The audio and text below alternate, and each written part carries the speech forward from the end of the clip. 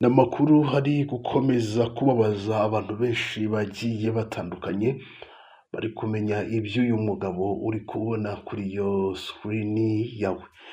Abadiyasipora bagiye batandukanye baba muri Leta Zunze Ubumwe za Amerika, haba kominote y'Abanyarwanda baba muri Amerika, Abayugandani, Abarundi, Abanyakenya, donc abadiyasipora nyafurika baba muri Leta Zunze Ubumwe za Amerika, cyane cyane muri state ya Washington, bari gukomeza kurizwa cyane n'urupfu rw'uwo mugabo uri kubona kuri iyo sikirini yawe.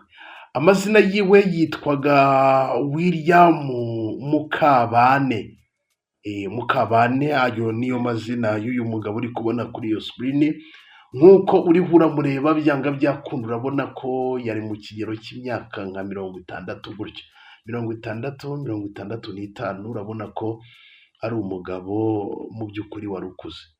Ni umugabo wagize amahirwe arangije yerekeza muri Leta Zunze Ubumwe za Amerika. Ni umugabo wari uhamaze imyaka itari mikeya, aho yabanaga n'umugore we ndetse n'abana muri Leta Zunze Ubumwe za Amerika.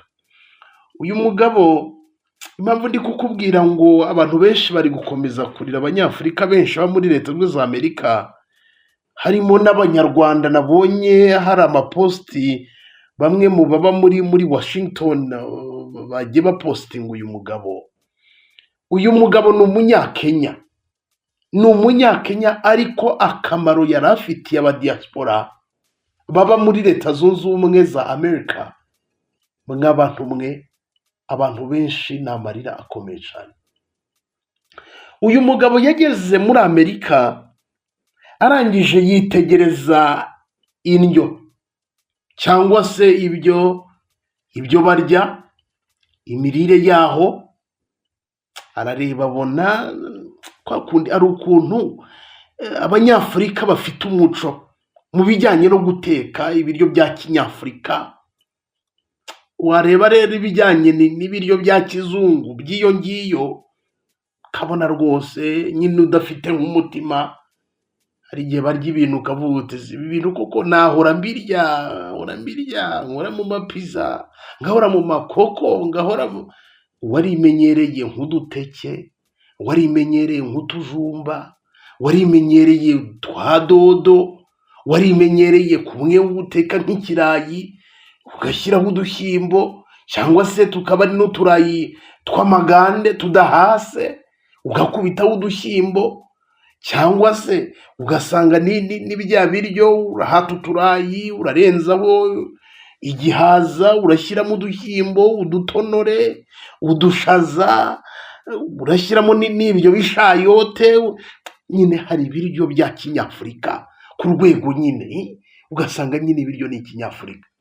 Uyu mugabo rero yaratekereje aravuga ati, mw'abantu mwe, abanyafurika nubwo turi benshi tuza muri ibi bihugu, ibintu by'ibiryo rwose bisaba kubyimenyereza. Arangije ashinga resitora muri Washington. Resitora yayise Safari Disi Restaurant and Lounge. Ni resitora yari imaze gukara kubera ko abana be, umugore we, ntabwo akazi bari barakaretse. Kumwe ngo bajya mu tuzi tugiye dutandukanye, ngo bari gukora ibi n'ibi, ngo bari bari barabiritse bati oya tujye gukora muri resitora. Bose bahuriraga muri iyi resitora. Ni umugabo wagiye arakora, acuruza ibiryo bya kinyafurika ku buryo nyine iyi resitora wayigeramo ukagira ngo ni nka resitora zo mu Rwanda.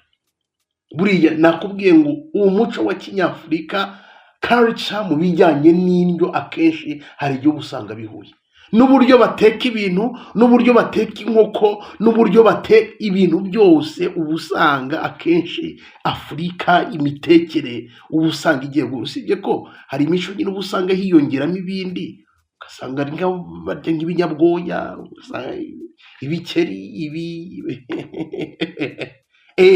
ariko akenshi uba usanga umuco wa kinyafurika mu bijyanye n'imirire ari kimwe.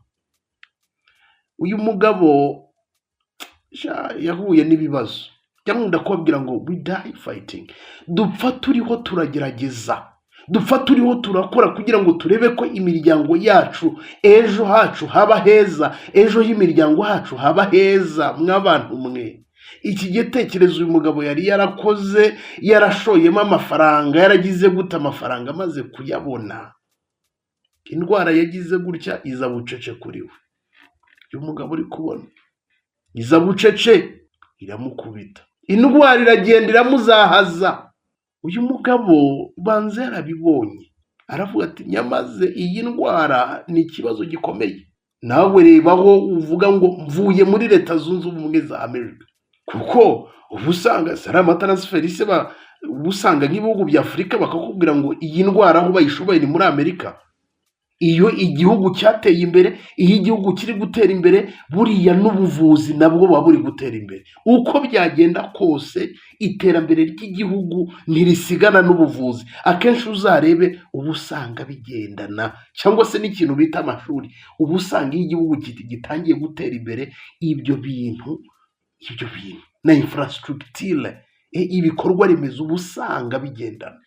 Uyu mugabo akita muri Amerika, aravuga ngo reka nsubire aho navuye njye kwivuriza muri Kenya. Ntawamenya, nakubwiye reba gukita Amerika, bafite ibitaro bikomeye. Wenda ashobora no kuba yararebye wenda ku giciro cy'ubuvuzi akeneye, wenda agasanga ni amafaranga menshi, wenda akavuga ati reka nsubire iwacu muri Kenya. Ariko yaragiye arwana n'iyo ndwara muri Kenya, ariho yivuriza. Ariko buriya wasanga iyo yivuriza nko muri Amerika hari igihe ari gukira, kuko bagira ubuvuzi bwo ku rwego nyine urwego nka Amerika, igihugu cya Amerika. Iyo ugiye kureba ugasanga n'ingengo y'imari ubwabyo bafite mu buvuzi aba ari amafaranga menshi. Nta n'uwo wabihuza ngo n'igihugu cya Afurika, uba usanga ari amafaranga menshi. Maze indwara batoringana nayo, arwana nayo mu gihugu cya Kenya silently ku itariki ya 25 z'ukwa gatanu 2026. Uyu mugabo yapfiriye mu bitaro, ibyiwe bihita birangira. Abantu bari baramubuze kuri resitora. Iyi resitora Abanyafurika bakominikanaga bati tujye kurira kwa Safari. Nawe umva iryo zina, ariko tujye kwa Safari kurira muri resitora yo kwa Safari. Baba bakumbuye ibiryo bya Kinyafurika, inteko y'Afurika, inteko bwo imitekere. Reka vuga imitekere, burya Ikinyarwanda nacyo kiragoranye. Buravuze ngo inteko y'Afurika, ukumva ni ikindi kintu umuntu avuze. Ariko imitekere, wabaga ukeneye imitekere y'Afurika, igikoni cy'Afurika, ukajya kwa Safari. Abanyarwanda benshi bajyagayo, shani benshi pe, Abanyakenya, Abarundi, Abanyafurika, mw'abantu niho bajyaga kurira. Bageraga i Washington bakavuga turajya kurira kwa Safari, bya biryo bya Kinyafurika turajya kurirayo. Yaramaze gutera imbere. Abantu bari baramubuze muri resitora, batararwaye yagiye kwivuza, none bari kurira. Mw'abantu ni amarira akomeye. Iyi si iratubabaza, ni amarira akomeye cyane ku ba diaspora bari bamaze kumenya Safari wari warashingiye isinze iyi resitora ikomeye cyane i Washington DC. Wumve abantu benshi ni amarira akomeye, bari kumwifuriza iruhuko ridashira, bavuga ngo mu by'ukuri watubereye urugero mu byo twakoze byose. Kuko ngo n'umwe mu bantu bafashaga aba diaspora, wageragayo wagerageza kumubwira ikibazo ufite mu miturire ya Amerika, kuba nyine urumva nyine si igihugu cyawe, akakugira inama. ngo n'umwe mu bantu bagufashaga bakakugira inama, donc ngo yari umuntu mwiza ku Banyafurika. Noneho abatuye muri Washington nyine byarakarusha. Abantu benshi babanye bari gukomeza kuvuga watubereye umuntu mwiza, watubereye uw'akamazi, bari kumwifuriza iruhuko ridashira. Nta kindi kintu abantu bari kurenzaho. Abantu bababaye byo ku rwego rutavuga, bati bya biryo wadutekeraga ubuse ubu tuzongera kubibona. Ariko umugore n'abana byashoboka ko bazakomeza kugira guteka buriya byanga byakunda, bari baramaze gufata forume nyine y'ukuntu ibintu bimeze. Ariko mw'abantu mwe, Safari yashenguye abantu. Uwo mugabo uri kubona kuri iyo sikirini, benshi bari gukomeza kumupositinga bamwifuriza iruhuko ridashira. Reka nsoreza aha, ndabakunda, nitwa Shadu. Iyi ni Shadu 250 TV. Niba utarakanda subscribe ubikore, tujye tubana 5 kuri 5.